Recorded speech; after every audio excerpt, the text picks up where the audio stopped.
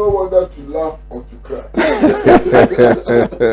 Because some of the errors are so plain, so blatant. Fundamental. And in fact, the question I asked is, why was there the need to rush to declare election results? Because all these errors could have been sorted out. Sure. Viewers, I'm going to ask you to do a very simple exercise. We're all going to do it together. I don't want to do it alone. So please, if you have a piece of paper, look for a pen. And let's do this exercise together. If we do it together, then all of us, can come to the same conclusion. I have in front of me the daily graphic of today. And the daily graphic of today is reporting the percentages that all the presidential candidates got. This is the daily graphic of today. The story starts on page 1 and ends on page 2. So follow me. According to the daily graphic of today, and I've also cross-checked with what Jean Mensa actually released, so we can do the exercise together. Very simple exercise. Daily graphic of today says that GUM, they got 0.805% of the votes. This is what the Electoral Commission declared. CPP got 0.093% of the votes. And GFP got 0.042% of the votes. GCPP got 0.027% of the votes. APC got 0.054%. LGP 0.059%. PNC 0.083%. PPP 0.052%. NDP 0.50%. Independent candidate 0.074%. New Patriotic Party, according to the graphic, New Patriotic Party got 51.595%. Now, here is the problem. Because if you look at what Jean Mensa actually presented, her figure is 51.295%. Yeah. So I want to use what she actually presented rather than the graphic, because I don't know where the graphic information is coming from. To be fair, I want to be fair. The NDC is alleged to have gotten 47.366%. Now let us all do the addition. And it's very simple. We all know how to do this addition. It's very simple. So you start from the right end of the figure. So you're adding 5 to 3 to 2 to 7 to 4 to 9 to 3 and to 2 and so on. You understand? And then you go to the next. If there is anything, you carry it over to the next column, and you carry over to the next column, and so on. And I want to truncate it and make it very simple. Okay. At the end of it, if you follow the percentages attributed to the different presidential candidates, it comes to 100.36%. How is that possible? How is that possible? This is a mathematical impossibility. Because if you add all the percentages, it must come to 100%. Now, if you add all the percentages, it comes to 100.36. So the 0.36, where is it coming from? Something is fundamentally wrong with the percentages presented by the Electoral Commission. How do they do the calculation? Add their figures, add the percentages, and you get more than 100%. It's a mathematical impossibility. You understand? So I'm sitting here and I'm asking myself, what was the need for the rush? Obviously, maybe the rush has led to this level of inefficiency and incompetence. What would have happened if you had delayed the announcement of the result for one day, 24 hours, what would have happened? Would the roof have fallen? Yes. You have not been declared enough for the president. What would have happened if you had waited for 24 hours to check all these figures before we announced it? What was the need for the hurry? After all, the Electoral Commission promised us that they were going to declare the results in 24 hours. They couldn't. Nobody is going to beat them. Nobody is going to send them to jail for not being able to meet the 24-hour deadline. In fact, all of us were interested in accuracy. Sure. All of us were interested in the declaration of results which actually will reflect the true will of the people. This is what they have done. This is what they have done. The percentages don't add up. Now, to add insult, to add salt to injury, not insult to salt. Salt to injury. This morning, the chairperson of the Electoral Commission herself is telling us that even the figures that they used were wrong. And Alhaji Yunus Hussaini has gone to great lengths, so I'm not going to go there. The figure they declared, the chairperson of the Electoral Commission herself, not me, not a stranger, she herself, Madam Jane Mensah herself, is saying that the figure they declared is 300,000 more than the real figure. 300,000 votes in this contested election is no small vote, and she is the one admitting it, not me. And she's saying that in spite of this 300,000 difference, the percentages are the same.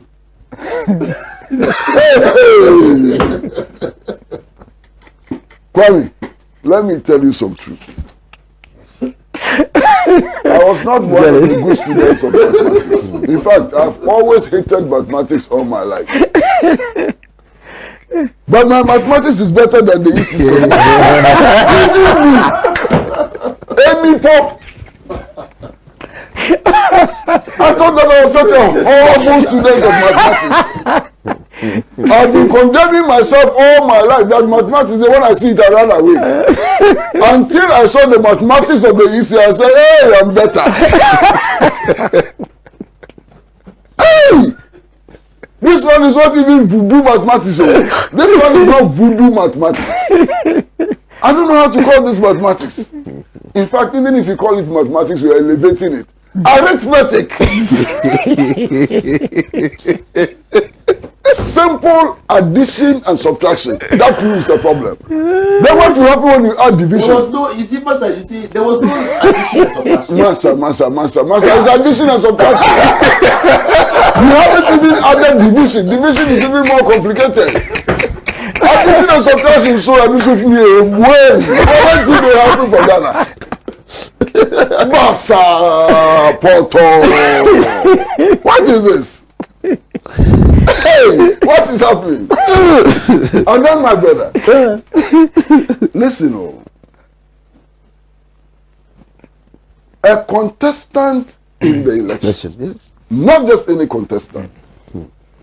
The Electoral Commission claims that this contestant, by their own reckoning, got close to 48% of the total votes. Absolutely. They are saying it, not me.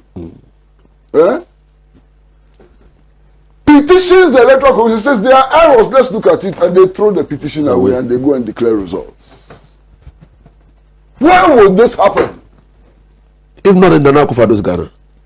Where can this happen? A contestant who didn't get 0.0 something percent, who according to the Electoral Commission got close to 48% of the total vote. He says our problems with the figures, our problems with processes and so on. This is my petition. Let us all sit down and resolve the matters. And the Electoral Commission says go to hell. They throw the petition away. So there's even a problem with process.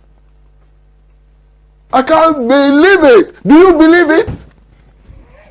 I can't believe it. Something else happened, and I'm waiting to hear the reaction of the Electoral Commission. Because yesterday, the minority leader in Parliament made an allegation which is very serious.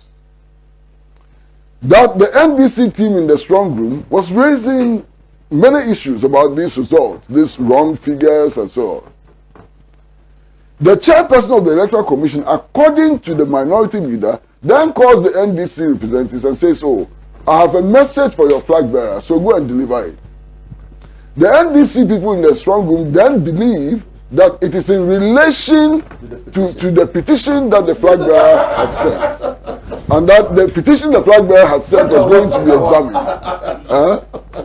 So they leave the strong room in a hurry to go and present the message from the Electoral Commission to the flag bearer. On their way, they don't even reach the office of the flag bearer. The Electoral Commission quickly sneaks out and declares results. What Sakawa is this? What is this? This is like some Kuku and Nancy story being told to some hamlet somewhere in Afghanistan. This is what the Electoral Commission did. Chairperson of the Electoral Commission say, hey, my friend, don't worry. We have received your petition. Here is a message for your flag bearer. As soon as they leave the strong room, they go and declare the result.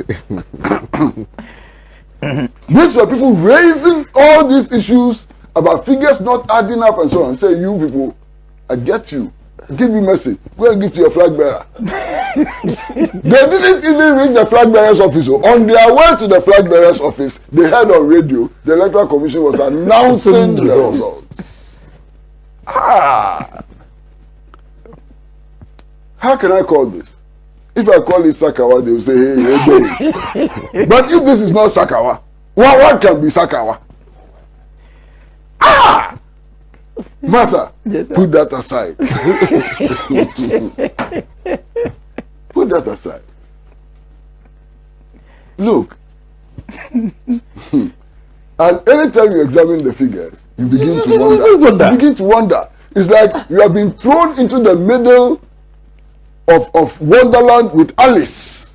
When you begin to look at the figures, it's like you. They put you together with Alice and placed you at the center of Wonderland. Massa, in one constituency in Ashanti, the Electoral Commission says we should believe, we should accept that 15,000 people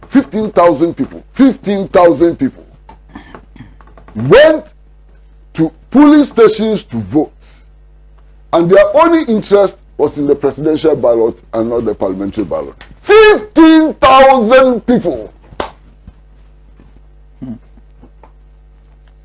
Sometimes I hear people say this story should be told to the Marines. I don't know why they so disrespect the Marines. This story is not fit for the Marines. The Marines are smarter than this. This is not a story to be told to the Marines. This is a story to be told to... We all have to be very careful with the words we choose. So, my brother, we have to be very careful. So I'm trying to sanitize my words before they come out of my mouth. This is a story which has to be told, in all honesty, to fools. 15,000 people queued out, voting for Olede. And not ignoring the parliamentary. What does it happen? Honestly, it doesn't happen anywhere. It does not happen here. They planted the results. 15,000 people. They went, they queued up, they did all COVID-19 protocols and so on. And when they got the papers, they decided that, as for the parliamentary contest, which is about us, yes, which result will be declared in our own constituency, which is not a national constituency and so on, we are not interested in that one. We are only interested in the presidential. I mean, this is an incredible story that has been told. And they want us to believe it. And this incredible story has been told, and they believe that we will believe it because they think we are fools. Well, Electoral Commission, unfortunately, some of us refuse to accept the tag of fools. At least we can do basic, simple arithmetic. You understand? Some of us will never accept that we are fools. You can insult us all you want. You can call us fools. But we will prove to you that we are not fools. We can do basic arithmetic and so on. Why? Tell me where in the world Afghanistan, Greenland, Iceland, Konsomokaya, where people stay in a queue for 5 hours, and when they are given the ballot papers, they decide that they are only interested in the presidential, 15,000 of them. But this is the story the Electoral Commission is telling us. But you see, you don't take this story in isolation. Yeah. Because you need to understand the full picture. During the elections, something happened. A number of people were caught with already printed and stamped ballot papers. Yeah. Significantly, none of them had ballot papers stamped in favor of parliamentary candidates. Yes. Yeah, that's true. Very significant. All the people caught, the ballot papers they had which had been pre-thumb printed and stamped were for presidential. So this may well be the indication that some of those pre-thumb printed and stamped ballot papers found their way into the ballot boxes. This is the only explanation. The only logical possible explanation is this. Okay? Now, the people of Ghana, including me, all of us, the people of Ghana, let's do this. Jane Mensah and her Electoral Commission have erroneously come to the conclusion that their word is final. They have come to a conclusion that their word is final. And they think that whatever they declare is a declaration by God. That's what they say. We have a duty. We have a duty to prove them wrong. We have a duty to teach them an important lesson, which is that they are nothing but our employees. It is because all of us cannot be engaged in the process, all the 30 million of us cannot be engaged in the process of putting together votes and so on and announcing results, that we have set up an Electoral Commission. The Electoral Commission cannot, it is a stop from announcing anything and everything which is not what we have decided. Yeah. The Electoral Commission is enjoined by the Constitution and by the laws of Ghana to announce only what the sovereign people of Ghana have determined. Yeah. So if they go and they announce election results which amount to 100.36% and so on, we have to tell them that we don't agree with them. Absolutely. That is not what we said. That is not our mandate, and our true mandate must reflect. Absolutely. Every Ghanaian, and this is not an NPP versus NDC matter. Please, it is not. It cannot be. The collective responsibility. The sanctity of our democratic processes goes beyond partisan interests. Yeah. The sanctity of the sovereignty of the Ghanaian people goes beyond partisan interests. And we have a duty to ourselves, to the Constitution of Ghana, to children yet unborn, to ensure that our true will prevails. And I don't care whether at the end of the exercise Nana Akufo-Addo is elected or not. That is not my business. I don't care whether at the end of the exercise Ivor Greenstreet becomes president of Ghana. I don't care. I don't care whether John Mahama at the end of the exercise becomes the president. But there must be a true process of validation of these results. The sovereign will of the people of Ghana must prevail. Because if the sovereign will of the people of Ghana is subverted, it will not be different from a coup d'etat. A coup d'etat through the ballot box. And every coup d'etat is a coup d'etat. You understand? Let us all painstakingly go through this election result so that the true will of the people will prevail. If at the end of the processes of auditing the election results, of validating claims made by Jean Mensa and so on, if at the end of the process, we all come to an informed, empirical decision that Nana Addo Dankwa Akufo-Addo has been elected president of Ghana, let him enjoy the presidency. But we must do that because there are question marks around these figures. The figures don't add up. The figures don't make sense. And we must go through a proper process of validating all of this. Who compelled her to come and declare the results yesterday? What was the compulsion? What was the need to rush to declare the results? With all these mistakes? What is this? Master, I am speaking only as a citizen of Ghana. And look, Master, I am very, very, I'll tell you, I'm being very honest. Sure. I don't want to speak for NDC. Why should I speak for NDC? Why should I speak for NDC? Why should Inus Afuseni, who is an NDC member of parliament, be speaking for NDC at this time? Let us speak for Ghana. Let all of us speak for the sovereign state of Ghana. And the sovereignty in the state belongs to the people. The people's will must prevail at all times. That is what we should be talking about. I don't see why today Nana Addo Dankwa Akufo-Addo, the president, should be speaking as an NPP man. When national sovereignty is at stake, we should all ignore our partisan interests and speak to the facts, the true facts. What are the true facts? The true facts are that the percentages given by the Electoral Commission exceed 100%. They are invalid ab initio. Because it is a mathematical impossibility. You understand what I'm saying? It's a mathematical impossibility. I don't know how we are going to conduct ourselves. I don't know what processes we are going to adopt. I've heard a number of people say that go to court is becoming a mantra. Yes, if you look at the legal regime in Ghana, if you look at the constitutional injunctions and so on, going to court is one of the means of validating election results.